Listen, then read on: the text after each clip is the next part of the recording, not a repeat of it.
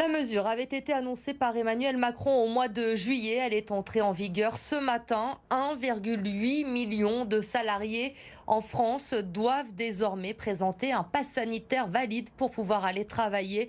Cela concerne les lieux qui appliquaient déjà le pass sanitaire pour leurs clients depuis quelques semaines. Les employeurs, eux, ont eu le temps de s'organiser pendant l'été et globalement, tout s'est plutôt bien passé à Lyon aujourd'hui. Reportage de Mélanie Ferreira.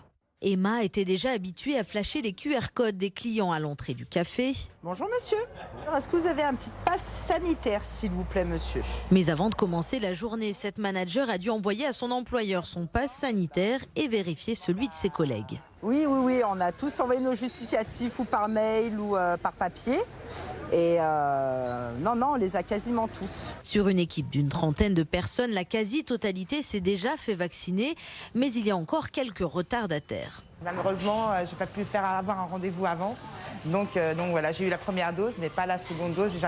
J'attends jusqu'à mercredi pour l'avoir. Ça me permet d'être dans la semaine souple, voilà, la semaine où on a encore la possibilité d'être sans vaccin.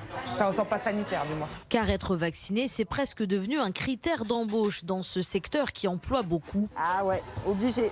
Oui, on le demande et pour nos futurs collaborateurs, ça sera une obligation bien sûr. Obligation également dans les salles de sport où le conseil est à peu près le même. La grande majorité des salariés vaccinés ou en cours de vaccination.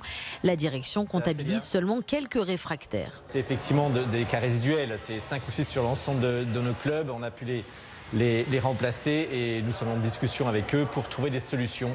On va tout d'abord dans un premier temps pousser à prendre des congés.